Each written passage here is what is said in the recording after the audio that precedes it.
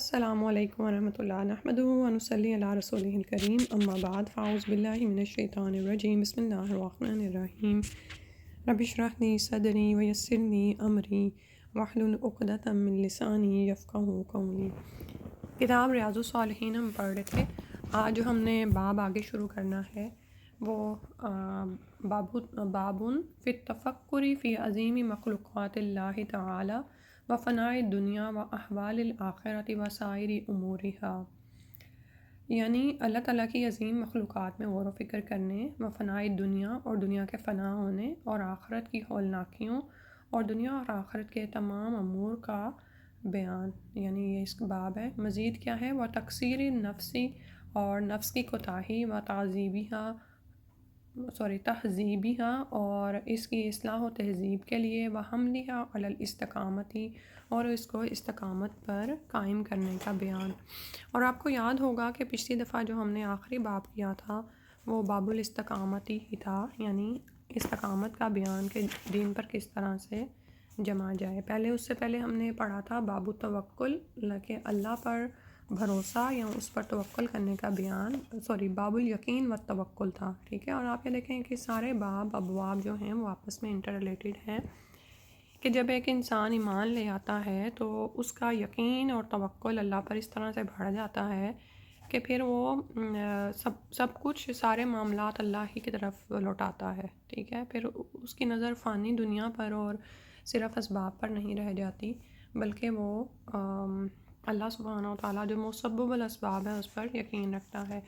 یہی چیز پھر اس کو مدد کرتی ہے کہ وہ اللہ کے دین پر جم جائے، استقامت اختیار کرے، کیونکہ یقین، توکل اور ایمان کیا ہے کہ آپ کو اللہ کے وعدوں پر ایمان یعنی یقین آ جاتا ہے، اور جب یہ یقین آپ کے اندر ہوتا ہے تو ہی تو آپ نیک اعمال کرتے ہیں، کیونکہ آپ کو یقین ہے اللہ سبحانہ و تعالیٰ نے اس نیک عمل کے کرنے پر جو اجر و ثواب لکھا ہے وہ مجھے ملے گا، اسی لیے آپ برائیوں سے بچتے ہیں، کیونکہ آپ کو علم ہے، آپ کو یقین ہے کہ ان برائیوں پر جس عذاب کی دھمکی وعید دی گئی ہے وہ برحق ہونے والی ہیں، ٹھیک ہے۔ تو اسی طرح سے آج بھی استقامت کے حوالے سے کہ اور کیا چیز ہمیں استقامت عطا کرتی ہے، وہ کیا ہے کہ اگر ہم اللہ سبحانہ و تعالیٰ کی عظیم مخلوقات پر غور و فکر کریں، اس دنیا کے فانی ہونے پر غور و فکر کریں اور آخرت کے جو احوال ہیں یعنی جو ہولناکیاں ہیں جس پر ہم ایمان لے آئے ہیں، ہمیں وہ چیزیں نظر نہیں آتی، کیونکہ ایمان تو ہے ہی بالغیب۔ ایمان کے بارے میں کوئی یہ نہیں کہہ سکتا کہ میں نے تو اس کو آنکھوں سے دیکھا نہیں ہے تو میری محسوسات اس کا ادراک نہیں کر سکتی، بلکہ ایمان تو ہے ہی غیب پر، بن دیکھے پر ایمان لانا ہی ایمان ہی تو ہے۔ تو پھر جب ایمان آپ لے آئے کہ دنیا فنا ہونے والی ہے اور آخرت اپنی ہلاکیوں کے ساتھ سامنے کھڑی ہوئی ہے، آنکھیں بند ہوتے ہی آپ دیکھیں کہ قبر کا گھڑا ہے آگے، وہ یا تو آپ اس کو جنت کا باغ بنا لیں یا جہنم کا گھڑا بنا لیں، اور اسی طرح سائری امورہا اور دنیا اور آخرت کے تمام امور کا اس میں یعنی غور و فکر کیا جائے، اور ہمارا جو نفس کوتاہیاں کرتا ہے اور اس کی تہذیب یعنی اس کی اصلاح اور تہذیب کرنا، اس پر فوکس کرنا، اپنے ذات کی آگاہی حاصل کرنا اور اس کو استقامت پر آمادہ کرنے کا بیان، ٹھیک ہے۔ اب باب جو ہے وہ زیادہ لمبا نہیں ہے، لیکن اصل میں کام کیا کرنے والا ہے، غور و فکر کرنے والا ہے۔ اللہ تعالیٰ سے دعا ہے کہ ہم جب تک کہ ہم اگلا باب نہ شروع کریں ہم اس پہ غور و فکر کریں۔ پڑھتے ہیں۔ قول اللہ تعالی، اللہ سبحانہ و تعالیٰ نے فرمایا، قل انما اعظکم بواحدہ، اے نبی صلی اللہ علیہ وسلم کہہ دیجئے بس میں تو تمہیں ایک ہی بات کی نصیحت کرتا ہوں، ان تقوموا للہ، کہ تم کھڑے ہو جاؤ اللہ کے لیے، مثنی و فرادا، دو دو اور ایک ایک، ثم تتفکروا، پھر تم غور و فکر کرو، اللہ کے لیے دو دو اور ایک ایک کر کے کھڑے ہو جاؤ، پھر غور و فکر کرو۔ غور و فکر کی دعوت دی گئی ہے، اس کا ایک طرح سے یہاں پر حکم دیا جا رہا ہے، اور رسول اللہ صلی اللہ علیہ وسلم کو فرمایا جا رہا ہے، اور ظاہر ہے یہ حکم ہمارے لیے بھی ہے، سورہ سبا کی آیت ہے، اور اس میں آپ یہ دیکھیں کہ دو دو اور ایک ایک کر کے کھڑے ہونے کا حکم ہے۔ تو یہاں تو آپ اپنے کسی ساتھی کے ساتھ مل کر غور و فکر کریں یا اکیلے، یہاں پر گروہ کا ذکر نہیں آیا کہ پوری جماعت میں گروہ میں غور و فکر کرو، کیونکہ گروہ میں غور و فکر ہوتا نہیں ہے، ٹھیک ہے۔ وہ ایک بھیڑ ہوتی ہے جس میں ہر کوئی اپنے اپنے خیالات کا مالک ہے اور اور ہو سکتا ہے جو آپ کے ساتھ بیٹھا ہوا ہے وہ آپ کے طرح کے خیالات نہ رکھتا ہو، ٹھیک ہے؟ تو پھر غور و فکر کم ہوتا ہے اور اختلاف زیادہ ہوتا ہے۔ تو انسان کو بھی پتہ ہوتا ہے کہ اس کا بڈی کون ہے۔ بڈی وہی ہوتا ہے جس کا آپ کو اللہ کے بعد سب سے پہلا خیال آتا ہے کہ یہ میری مشکل کو سنے گا، یہ میری خوشخبری کو محسوس کرے گا، تو آپ اس کی طرف جاتے ہیں۔ ایسا ہی شخص آپ کے لیے ایک ایسے بڈی کا کام دے سکتا ہے جو آپ کے ساتھ مل کر اللہ سبحانہ و تعالیٰ کی تخلیقات میں غور و فکر کرے، اور ثم تتفکروا، غور و فکر کرو، اور بعض اوقات ہی عمل آپ اکیلے بھی کر سکتے ہیں، ٹھیک ہے؟ اکیلے بیٹھ کر، اور یہ جو مراقبے کا، اس کو ہم نے پیچھے باب المراقبہ پڑھا تھا نا، اس کی ایک حدیث ہی ہم اس میں دیکھیں گے۔ تو آپ یہ دیکھیں کہ یہ جو مراقبے کا عمل ہے نا، یہ بہت ضروری ہے ہماری زندگیوں کے لیے، نہیں تو دنیا جس طرح جس رفتار کے ساتھ چلی جا رہی ہے، ہم اس بھیڑ میں پھنس جاتے ہیں اور ہم بھی بھاگ رہے ہوتے ہیں، بھاگ رہے ہیں بھاگ رہے ہیں بھاگ رہے ہیں۔ لیکن جب آپ مراقبہ کرتے ہیں تو پھر آپ سوچتے ہیں اچھا یہ جو نظر آ رہا ہے یہ حقیقت نہیں ہے، یہ فانی ہو جانے والا ہے، مجھے اس کے لیے تیاری کرنی ہے جو ہمیشہ رہنے والا ہے، ٹھیک ہے؟ پھر اس کے بعد اگلی آیت جو لی گئی ہے سورہ آل عمران سے، وقال تعالیٰ، اور فرمایا اللہ سبحانہ و تعالیٰ نے، ان فی خلق السماوات والارض، بے شک آسمانوں اور زمین کی پیدائش میں، واختلاف اللیل والنہار، اور رات اور دن کے آنے جانے میں، لآیات لأولی الالباب، ضرور نشانیاں ہیں عقل والوں کے لیے۔ یعنی یہ تم دیکھتے نہیں کہ آسمان و زمین کی پیدائش کس طرح سے ہوئی ہے، رات اور دن کس طرح سے آپ آگے پیچھے آتے ہیں، ان میں اختلاف ہوتا ہے، اس میں یقیناً عقل والوں کے لیے نشانیاں ہیں۔ سبحان اللہ، آپ یہ دیکھیں کہ آسمان و زمین پیدا کر دیے گئے ہیں، اور لیکن اللہ سبحانہ تعالیٰ کی روزانہ ایک نئی شان ہے۔ اگر روزانہ ہی آپ غور و فکر کریں آسمان کو، خواہ آپ ایک ہی زاویے سے روزانہ دیکھ رہے ہوں، تو نئے نئے انکشافات آپ پر ہوتے ہیں۔ اسی طرح یہ زمین، یعنی یہ عجائب ہیں اللہ سبحانہ تعالیٰ کے، کہ روزانہ ہی غور و فکر کا کوئی نہ کوئی آپ کو پوائنٹ ملتا ہے، اور یہ تبھی ہوتا ہے جب اللہ سبحانہ تعالیٰ پر ایمان آ جاتا ہے نا، ٹھیک ہے؟ پھر انسان اس میں اس غور و فکر کرنے میں محبت محسوس کرتا ہے اللہ سبحانہ تعالیٰ سے، یعنی ان کے خالق سے۔ اسی طرح رات اور دن کے آنے جانے میں، رات اور دن بھی آپ یہ دیکھیں کہ یہ عمل روزانہ ہو رہا ہے۔ عموماً کیا ہوتا ہے کہ جو عمل روزانہ ہوتا ہے نا، ہم اس سے بوریت محسوس کرتے ہیں، لیکن وہ مخلوق کے کام ہوتے ہیں جس میں ہم بور ہو جاتے ہیں، یہ اللہ کے کام ہیں۔ روزانہ ایسے دن اور رات، اتنی بڑی نشانیاں ہیں، اتنے بڑے اللہ سبحانہ تعالیٰ کے معجزات ہیں، اور یعنی کہ آپ ان کو یعنی روزانہ آپ دیکھتے ہیں کہ دن ہوتا ہے، رات ہوتی ہے، اور خاص طور پر وہ اوقات جس میں وہی بات ہے نا کہ سفید دھاری کالے دھاری سے الگ ہو جاتی ہے، یعنی وہ جو پوری لائن افق پر پھیل جاتی ہے، تو ان سے انسان روزانہ بور نہیں ہوتا، روزانہ یہ عمل دیکھے اور اس میں یعنی وہ غور و فکر کرے، تو اس کو اللہ کی معرفت آتی ہے اور اللہ تعالیٰ سے محبت ہی پیدا ہوتی ہے۔ تو یقین، لیکن اس میں بھی کس کے لیے نشانیاں ہیں؟ عقل والوں کے لیے جو غور و فکر کرتے ہیں۔ اور یہ کون لوگ ہیں؟ الذین یذکرون اللہ، وہ لوگ جو کہ یاد کرتے ہیں اللہ کو، قیاماً کھڑے، وقعوداً اور بیٹھے، وعلی جنوبہم اور اپنی پشتوں کے بل یعنی لیٹے ہوئے، اپنی کروٹوں کے بل یعنی لیٹے ہوئے، ویتفکرون اور وہ غور و فکر کرتے ہیں، فی خلق السماوات والارض، آسمانوں اور زمین کے پیدائش میں، ٹھیک ہے؟ یعنی اللہ کو ہر وقت یاد کرنے والے۔ اب یہ آپ یہ دیکھیں کہ ہمارا کیا حال ہے، ہم تو نماز میں بھی اللہ کو یاد نہیں کر رہے ہوتے، ٹھیک ہے؟ اللہ کو یاد کرنا اور نماز پڑھنا ہمارا الگ ہو جاتا ہے۔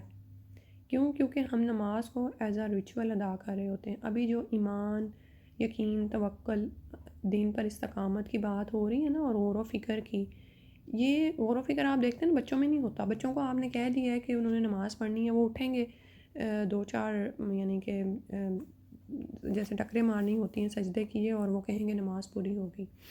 انہوں نے ریچول تو ادا کر لیا، ایک ظاہری عبادت تو انہوں نے پرفارم کر دی، اس میں بھی جو بھی تھا، لیکن کیا ہے کہ اس میں اللہ کو کم ہی یاد کیا، یہ نہیں یاد رہا کہ کس کے آگے آئے تھے اور کہاں سے ہٹ گئے، ہاں، کس کی طرف توجہ کی تھی اور وہ اتنی جلدی سے ختم بھی ہو گئی، ٹھیک ہے؟ حالانکہ جب بندہ اللہ کی طرف متوجہ ہوتا ہے تو اللہ تعالیٰ اس کی طرف متوجہ ہو جاتے ہیں، لیکن جب آپ کو بھی پرواہ نہیں تو پھر اللہ تعالیٰ آپ کی طرف متوجہ نہیں رہتے۔ تو اس لیے دیکھنے کی ضرورت ہے کہ یہاں پر تو آ رہا ہے یہ عقل والوں کی نشانیاں کیا ہیں، کہ یہ کھڑے بیٹھے لیٹے ہر حال میں اللہ کو یاد کرتے ہیں۔ یاد کرنے کا مطلب کیا ہوتا ہے؟ ابھی جیسے بات ہو رہی تھی نا کہ جیسے آپ پہ کوئی مشکل آ پڑتی ہے تو آپ کو کوئی یاد آتا ہے، اپنا یاد آتا ہے، پھر کیا ہوتا ہے آپ کو کوئی خوشخبری ملتی ہے نا تو آپ کو اپنا یاد آتا ہے جو آپ کی خوشی کو سیلیبریٹ کرے، آپ یعنی حسد محسوس نہ کریں یا کوئی اس میں سے ایسی بات نہ نکالے جو آپ کو پنچ کرے، ٹھیک ہے؟ یہی بات ہوتی ہے، یاد ہمیں کون آتا ہے؟ جس سے ہم کو محبت ہوتی ہے، جس کی طرف ہم امید لگاتے ہیں، جس سے ہم یعنی جس کا ہم لحاظ خوف کرتے ہیں، تو وہ ہمیں یاد آتا ہے۔ تو کیا اللہ سبحانہ و تعالیٰ بھی اسی طرح ہمیں کھڑے بیٹھے لیٹے یاد آتے ہیں؟ اچھا چھوڑیں، یہ تو رہ گیا نا بات کی بات۔ یہ سوچیں کہ کیا اللہ تعالیٰ ہمیں نماز میں یاد آتے ہیں، یاد رہتے ہیں؟ ہم کھڑے تو ہوتے ہیں اللہ کے سامنے، ٹھیک ہے؟ تو کیونکہ بہت سے ایسے ہیں جو کہ نماز تو پڑھتے ہیں لیکن اللہ کو یاد کرتے ہیں مگر تھوڑا ہی۔ اسی طرح کیا ہوتا ہے کہ اگر آپ نے اپنے خشوع اور خضوع کو قائم رکھتا ہے تو نماز وضو کرتے ہی اس کیفیت میں آ جائیں کہ اب میں اپنے رب کی بارگاہ میں جانے والی ہوں۔ جیسے ہوتا ہے نا کہ آپ کسی کے ہاں دعوت پر انوائٹڈ ہوتے ہیں تو آپ کے اگر آپ کو اس سے محبت ہو، اس دوست نے جس نے آپ کو انوائٹ کیا تو کیا ہوتا ہے اب میں کس طرح کا بن کے جاؤں، اب اس کو کیا چیز اچھی لگتی ہے، پھر آپ یہ بھی سوچ رہے ہوتے ہیں کہ وہ مجھے کیسے سرو کرے گا، ہم کیا باتیں کریں گے وغیرہ وغیرہ، ٹھیک ہے؟ اسی طرح ایک مومن بندہ جب اللہ کے سامنے حاضر ہوتا ہے تو اس کی ایسی ہی کیفیت ہوتی ہے کہ اب مجھے اپنے رب کے سامنے جانا ہے، میں اس کے آگے کھڑا ہوں، تو پھر وہ غافل نہیں ہوتا۔ یہ نہیں ہوتا کہ ایک رکعت پڑھی اور اس کے بعد وہ غافل، ٹھیک ہے؟ تو ہم اس کے لیے ہم یہ کر سکتے ہیں کہ جیسے ابھی باب الاستقامہ ہی گزرا نا، استقامت کا بیان، آپ یہ دیکھیں کہ جو ایمان ہے نا وہ پیٹوں میں پرانا ہو جاتا ہے، اس کو ریوائیو کرنا پڑتا ہے۔ تو آج ہی جو ہم نے یہ پڑھا ہے کہ کھڑے بیٹھے لیٹے ہم کتنا اللہ کو یاد کرتے ہیں، ہم یہ چیک کریں گے، پلس ہم اپنی نمازوں کا حال چیک کریں گے کہ ہماری نمازیں کیسی ہیں، کیا ایٹ لیسٹ ہم نمازوں میں اللہ کو یاد کرتے ہیں؟ اور اس کے لیے ضروری ہے کہ ہم اپنی نمازوں کو ریفریش کرتے رہیں۔ اس کے لیے آپ مختلف طرح کی دعائیں، کیونکہ بچپن سے ہمیں وہ دعا یاد کرائی گئی ہیں نا، سبحانک اللہم و بحمدک و تبارک اسمک و تعالی جدک ولا الہ غیرک، لیکن اس کو بھی اگر ہم سمجھ کے پڑھیں تو آپ یہ دیکھیں کہ اس میں سب کچھ آ جاتا ہے، اس میں تہلیل ہے، اس میں تحمید ہے، تسبیح ہے، پھر اس کے بعد یعنی اس میں بھی اللہ تعالیٰ کی ساری بڑائی بیان ہو جاتی ہے نا، لیکن اس کو بھی ہم سوچ کے نہیں پڑھتے ہیں، یہ بھی فٹافٹ ہمارے منہ سے نکل جاتا ہے یہ کلمات۔ حالانکہ اور اسی طرح وہ میں اگلے دن سن رہی تھی کہ اللہ اکبر کبیرہ والحمد للہ کثیرہ و سبحان اللہ بکرۃ و اصیلا، یہ ایسے کلمات ہیں جن کا ثواب لکھنے کے لیے فرشتے آتے ہیں، اور یہ بھی دعائے استفتاح کے طور پر پڑھا جا سکتا ہے۔ اسی طرح اور بھی بے شمار دعائیں استفتاح کے طور پر ہیں۔ اچھا اب اس سے بھی آگے آ جائیں، اتنی محنت بھی اگر ہم نہیں کر سکتے تو اس کے بعد تعوذ اور تسمیہ پڑھیں، اس کو بھی سوچ سمجھ کے، کیونکہ بسم اللہ میں آپ یہ دیکھیں کہ اللہ صفاتی نام، پھر دو اللہ تعالیٰ کے ذاتی نام ایک، اور پھر دو صفاتی نام الرحمن الرحیم، اور پھر سورہ الفاتحہ، اس میں آپ یہ دیکھیں کہ جب آپ کا اور اللہ تعالیٰ کا ایک اس میں مکالمہ ہوتا ہے نا، آپ کہتے ہیں الحمد للہ رب العالمین، تو اللہ تعالیٰ فرماتے ہیں کہ میرے بندے نے میری تعریف کی، اور اس طرح سو وہ جو لمبی حدیث ہے، تو اس میں آپ یہ دیکھیں کہ ہم کیا کر رہے ہوتے ہیں، ہم الحمد للہ رب العالمین تو شاید کہہ ہی دیں شعور کے ساتھ، لیکن اس کے بعد ساری باقی جو گاڑی چل پڑتی ہے، ٹھیک ہے؟ تو وہ پھر سوچنے کی بات ہے کہ ہم کتنا اللہ کو یاد کر رہے ہوتے ہیں، اور اسی طرح ساری نماز، تو پھر جب ہم اپنی نماز کو بہتر بنا لیں گے نا، تو پھر جب ہم نماز سے باہر کی کیفیت میں ہوں گے نا تو انشاءاللہ ہم اللہ کو یاد کریں گے ہر معاملے میں، ہر چیز میں۔ تو یہ دراصل یہ مومنین جو عقل والے ہیں یہ اللہ کو کھڑے بیٹھے اور لیٹے یعنی اپنی کروٹوں پر اللہ کو یاد کرتے ہیں، اور آسمان و زمین کی پیدائش میں غور و فکر کرتے ہیں، ربنا ما خلقت ھذا باطلا، جب وہ غور و فکر کرتے ہیں تو پکار اٹھتے ہیں ہمارے رب تو نے یہ باطل پیدا نہیں کیا، یعنی یہ تو نے فضول نہیں، بے فائدہ پیدا نہیں کیا، سبحانکا تو پاک ہے، یعنی تو ایسے کاموں سے پاک ہے کہ تو کسی چیز کو بے فائدہ کھڑا کر دے اور اس کا کوئی انجام نہ ہو، یا یہ کہ اس سے کوئی نتائج اخذ نہ کیے جا سکیں، یا اس سے کوئی آؤٹ کم باہر نہ آئے، فقینا عذاب النار، تو ہمیں آگ کے عذاب سے بچا لے۔ اور وہ یہ سب کچھ ایمان لاتے ہیں ان چیزوں پر، یعنی وہی جو ایمان انہوں نے بالغیب پڑھا ہے نا، جب وہ کائنات میں غور و فکر کرتے ہیں نا تو وہ یقیناً اس پر ایمان لے آتے ہیں کہ ایسا ہی ہوگا، اللہ سبحانہ و تعالیٰ نے ان آسمان و زمین کو ایسے ہی نہیں کھڑا کر دیا، جس طرح سے یہ توازن اور عدل کے ساتھ قائم ہے، اسی طرح عدل کا ایک دن قائم ہوگا جس میں ان 2 بوجھوں کو پکڑا جائے گا جو اس وقت آزاد ہیں اور اللہ تعالیٰ کے قانون عدل و توازن سے باہر نکلے ہوئے ہیں، ٹھیک ہے؟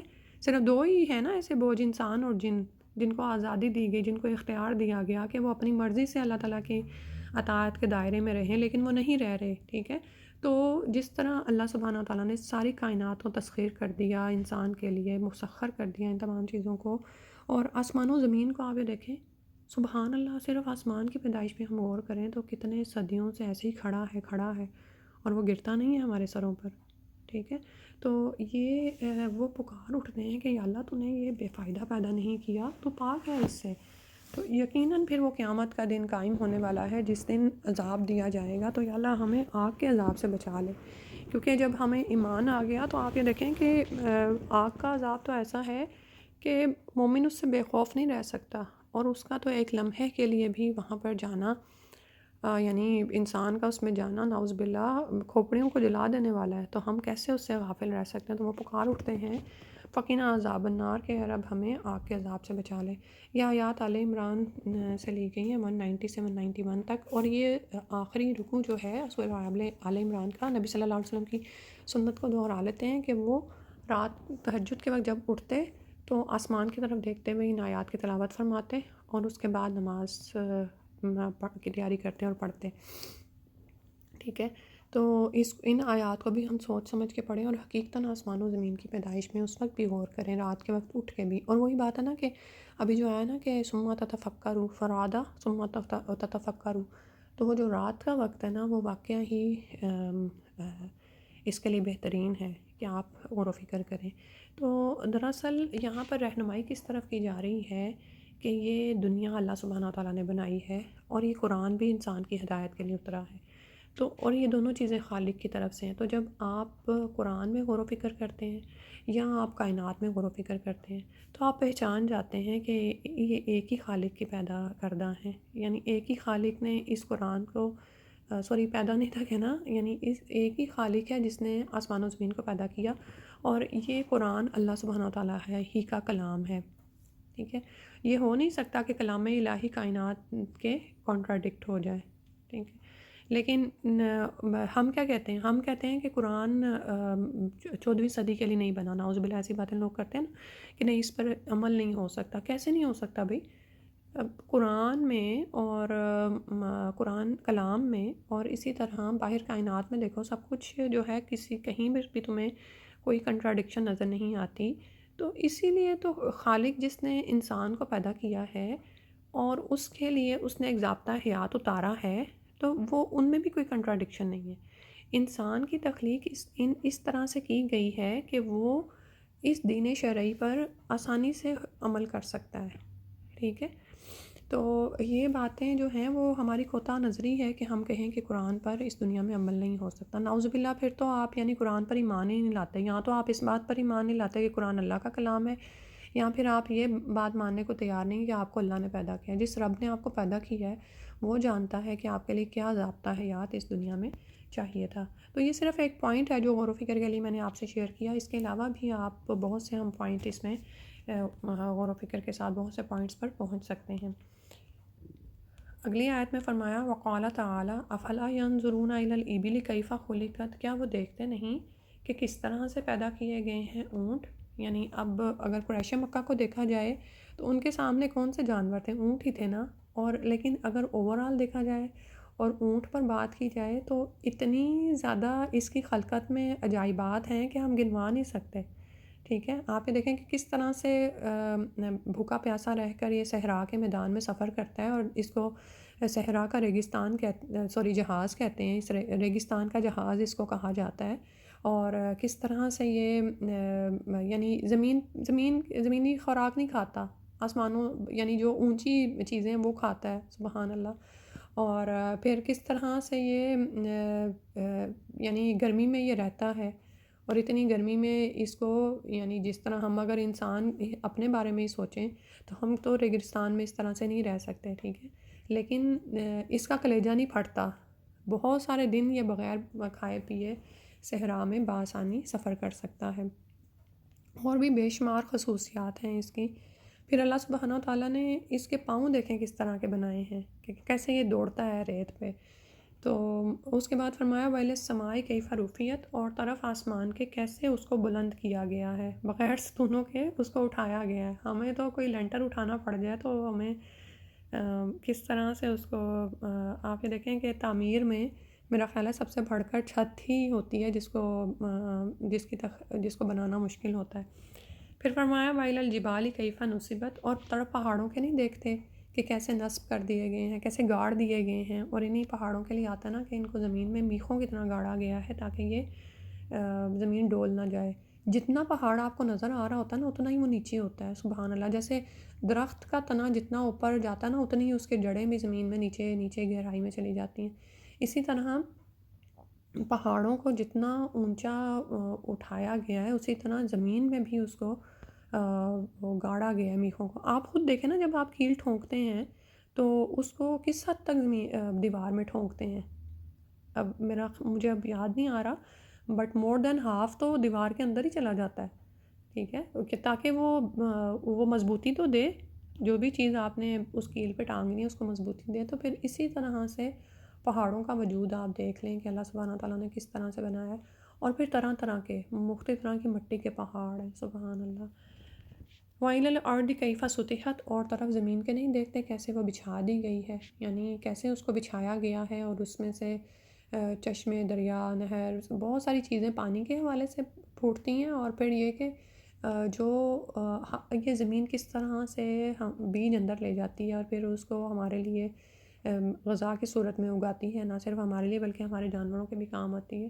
تو کس طرح سے بچھا دی گئی ہے، ہمارے لیے مسخر کر دی گئی ہے، ہلتی نہیں ہے، ڈولتی نہیں ہے الا ماشاء اللہ جب اللہ کا حکم ہو. اور کس طرح سے پیداوار دیتی ہے. اور پھر اس پر جو ہیں اللہ سبحانہ تعالیٰ کے موسم جیسے کارگر ہوتے ہیں اور مختلف ملکوں سے مختلف طرح کی پیداوار برآمد ہوتی ہیں. سبحان اللہ. اور نہ صرف یہ کہ ہمارے یعنی زمین پر جو بھی میس ہے اس کو اندر لے جانے والی ہے بلکہ اپنے اندر کے خزانے ہمیں دینے والی ہے ہماری زندگی کی متاع کے لیے. فذکر، تو کرو پھر نصیحت کر. تو فذکر، تو بس تو نصیحت کر.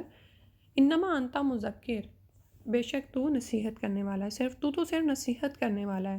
اب یہ رسول صلی اللہ علیہ وسلم کو فرمایا جا رہا ہے کہ پھر نصیحت کیجیے، آپ تو صرف نصیحت کرنے والے ہیں، جو چاہے گا اس نصیحت سے فائدہ حاصل کرے گا.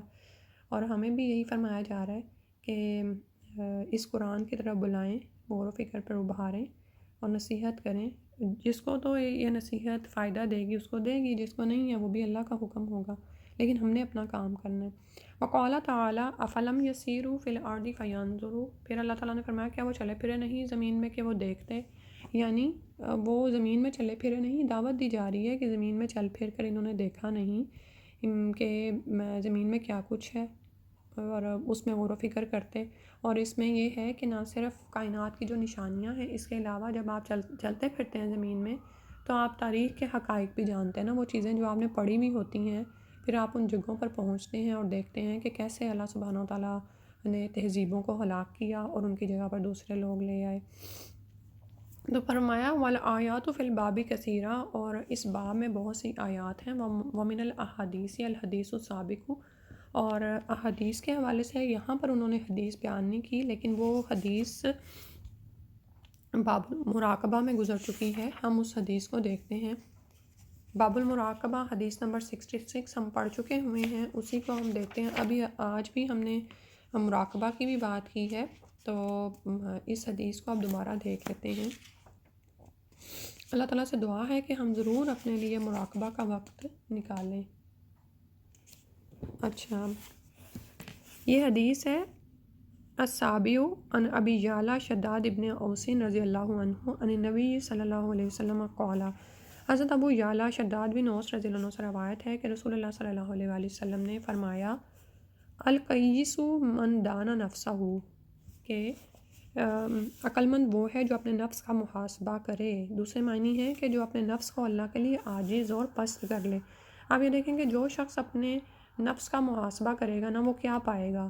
سمجھ آ رہی بات کی؟ اب اس میں کیا لنک ہے کہ ابھی ہم نے کائنات میں غور و فکر اور تدبر کیا تو اس میں ہم نے خالق کی عظمت اور معرفت حاصل کی کہ اللہ سبحانہ و تعالیٰ کتنے بڑے عظیم ہیں اور اس جیسا کوئی بھی نہیں ہے۔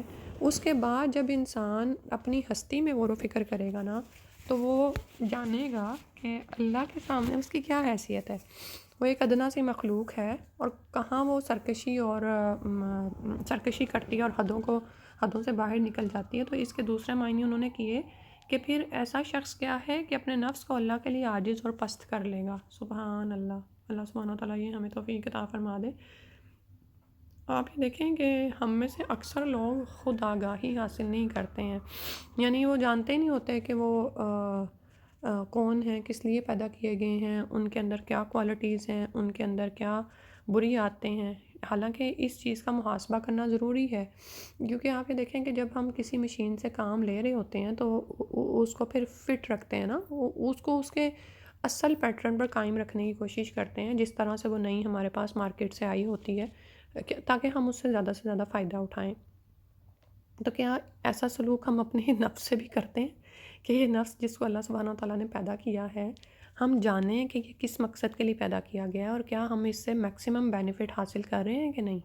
مطلب یہ کہ ہم اس کے لیے آخرت کی تیاری کا سامان کریں یا نعوذ باللہ اس کی ہلاکت کا گھڑا تیار کیے ہوئے ہیں، ٹھیک ہے؟ تو اپنے نفس میں غور و فکر کرے انسان اور اپنی خوبیوں کو تلاش کرے، وہ خوبیاں جن کے ذریعے سے وہ زیادہ سے زیادہ آخرت کما لے اور اپنی خامیوں کو پر اوور کم آنے کی کوشش کرے کہ یہ مجھے ہلاک کرنے والی ہیں، مجھے ان سے خود کو نکالنا ہے، ان سے بچنا ہے انشاءاللہ۔ اس کے بعد فرمایا وہ عمل لما بعد الموتی، اور عمل کرے اس کے لیے جو موت کے بعد آنے والا ہے، یعنی موت کے بعد جو زندگی آنے والی ہے، جو ہمیشہ کی زندگی ہے، اس کے لیے تیاری کرے، ٹھیک ہے؟ یعنی اپنے نفس کو اس کے لیے کھپا دے اللہ کی رضا کے لیے۔ پھر فرمایا والعاجز من اتبع نفسہ ہواہا، اور بیوقوف وہ ہے جو اپنے آپ کو نفسانی خواہشات کے پیچھے لگائی رکھے، ٹھیک ہے؟ یعنی عاجز ہے وہ شخص جو کہ اپنے نفس سے بھرپور فائدہ نہ حاصل کر سکے اور اس کو یعنی نفس کا جو سرکش گھوڑا ہے جو خواہشات کے پیچھے بے لگام ہے، اسی راستے پر اس کو بھاگنے دے اور اسے کنٹرول ہی نہ کرے، ٹھیک ہے؟ تو وَتَمَنَّا عَلَى اللّہ، اور اللہ تعالیٰ سے بڑی بڑی آرزویں وابستہ کرے، یعنی اپنی تو اس کی یہ حالت ہو کہ اپنے آپ پر اس نے کام نہیں کیا لیکن رب سے وہ توقع کیے بیٹھا ہے، ٹھیک ہے؟ اللہ سبحانہ و تعالیٰ ہمارے حال پہ رحم کرے۔ یہ اس بات پہ نا مجھے ایک وہ بات یاد آ رہی ہے، ابھی جو ہم نے یہ جو سارا غور و فکر کے حوالے سے پڑھا نا، زمین و آسمان کی تخلیقات اور یہ سارا کچھ، اس میں آپ یہ دیکھیں کہ آپ کو کبھی لگتا ہے کہ کوئی چیز بھی اپنے مقام سے ہٹتی ہو، یا یہ کہ جس چیز کو جس کام کے لیے پیدا کیا گیا ہے وہ اس کے علاوہ کوئی کام کرے، الا ماشاء اللہ، ٹھیک ہے؟ میں نے وہ باتیں ساری آپ کے ساتھ کی تھیں کہ جیسے آگ کو جلانے کے لیے پیدا کیا گیا ہے تو ہم جانتے ہیں کہ وہ اس نے ابراہیم علیہ السلام کو نہیں جلایا، ٹھیک ہے؟ اسی طرح یعنی اللہ سبحانہ و تعالیٰ مسبب الاسباب ہیں، ان کے پاس ہی اختیار ہے کی قوت اور یعنی اصل اختیار اللہ سبحانہ و تعالیٰ کے پاس ہے اور قدرت بھی اسی کے پاس ہے، یعنی اختیار کی آزادی انسان کو دی گئی ہے لیکن اس کو بے لگام نہیں چھوڑا گیا۔ لیکن یوزلی ہمیں کیا چیز نظر آتی ہے کہ 2 + 2 4 ہی ہو رہے ہوتے ہیں، ٹھیک ہے؟ یعنی اللہ تعالیٰ نے ایک جو کاز اینڈ ایفیکٹ کا قانون دنیا میں بنایا نا، وہ اسی طرح چل رہا ہوتا ہے، کشتیاں پانی میں چلتی ہی ہیں، ڈوبتی نہیں ہیں، اسی طرح سارے آپ کام دیکھ لیں، ٹھیک ہے؟ اور یعنی شہد کی مکھی شہد ہی بناتی ہے، دودھ نہیں بناتی، اور دودھ گائے سے ہی حاصل کیا جاتا ہے، ٹھیک ہے؟ اب ہمارا کام کیا ہے کہ ہم اپنے نفس میں غور و فکر کریں اور اس کو قابو کر کے اس راہ پر لگا دیں جس پر اس کو پیدا کیا گیا ہے، جس کام کے لیے اس کو پیدا کیا گیا ہے۔ وَمَا خَلَقْتُ الْجِنَّ وَالْإِنسَ إِلَّا لِيَعْبُدُونَ، اور نہیں پیدا کیا میں نے جنوں اور انسانوں کو مگر یہ کہ وہ میری عبادت کریں۔ تو عقل مند انسان کون ہوگا؟ جو اس دنیا میں اللہ کی عبادت کرے، اس کو راضی کر لے، اور عبادت بھی تبھی اچھی ہوگی نا جب ہم اس کی معرفت حاصل کریں گے، اس کی آگاہی، اللہ کی آگاہی حاصل کریں گے، اور جب اس کی آگاہی حاصل کریں گے پھر ہم اپنی ذات میں دیکھیں گے کہ میں اب عبادت کے لیے کس طرح زیادہ سے زیادہ خود سے میکسیمم بینیفٹ اٹھا سکتی ہوں، تو پھر وہ اپنی ذات سے بھی آگاہی حاصل کریں گے، ٹھیک ہے؟ تو یہ سارا غور و فکر ہے جو ہمیں کرنا ہے۔ تو پھر ایسا ہی شخص ہے جو اپنے آپ کو نفسانی خواہشات سے بچا لے گا، ٹھیک ہے؟ یعنی ابھی جیسے میں نے مکھی اور گائے کی مثال دی ہے، شہد کی مکھی اگر کہے کہ مجھے دودھ بنانا ہے تو وہ یعنی کیا کرے گی؟ وہ اپنے دائرے سے نکل جائے گی اور وہ کام کرے گی جس کے لیے اس کو پیدا نہیں کیا گیا اور جس کا اس کو بینیفٹ نہیں ہونے والا، اور ارد گرد سارے سیٹ اپ کو بھی وہ متاثر کرے گی۔ اسی طرح انسان کا حال کیا ہے کہ اس کو فطرت الہی پہ پیدا کیا گیا ہے۔ اللہ تعالیٰ نے اس کو اس سیدھے دین کے لیے پیدا کیا ہے اور اس کی پیدائش اسی پر ہی ہوئی ہے۔ یہ تو اس کے والدین ہیں جو اس کو بعد میں عیسائی مجوسی یا مشرک بنا دیتے ہیں، تو لیکن انسان کو اسی فطرت پہ پیدا کیا گیا، اور انسان کو سے مطلوب کیا ہے کہ وہ خود کو اس فطرت پہ قائم کرے۔ اگر وہ قائم کرے گا تو پھر مدد بھی آئے گی، پھر اسباب سے ہٹ کے بھی اس کی مدد کی جائے گی، یہ یاد رکھیں۔ جب ابراہیم علیہ السلام نے خود کو اس پر قائم کر دیا تھا تو آگ ان کے لیے ٹھنڈی ہو گئی تھی، ٹھیک ہے، لیکن اس سے پہلے ہی ہم بیٹھے بیٹھے وَتَمَنَّا عَلَى اللَّهِ، اللہ پر امیدیں لگائے رکھیں کہ اللہ سبحانہ و تعالیٰ کوئی معجزہ کر دیں گے میرے ساتھ اور میں بس کتے کو پانی پلانے کے ثواب میں اللہ کرے کہ ایسا بھی ہو ہمارے ساتھ تو بخشا جاؤں گا، اور اس کے علاوہ میں جو مرضی کروں، چاہے فرائض چھوڑوں یا جو بھی جانتے بوجھتے ایسا کچھ بھی کرتے رہوں، تو یہ دراصل اللہ تعالیٰ سے بڑی بڑی آرزویں میں وابستہ کرنے والی بات ہے۔ تو اللہ سبحانہ و تعالیٰ ہمیں دین کی بہترین سمجھ عطا فرما دیں اور اس کے مطابق ہمیں عمل کرنے کی توفیق عطا فرما دیں۔ سبحانک اللہم و بحمدک، نشہد ان لا الہ الا انت، نستغفرک و نتوب الیک۔ السلام علیکم و رحمۃ اللہ۔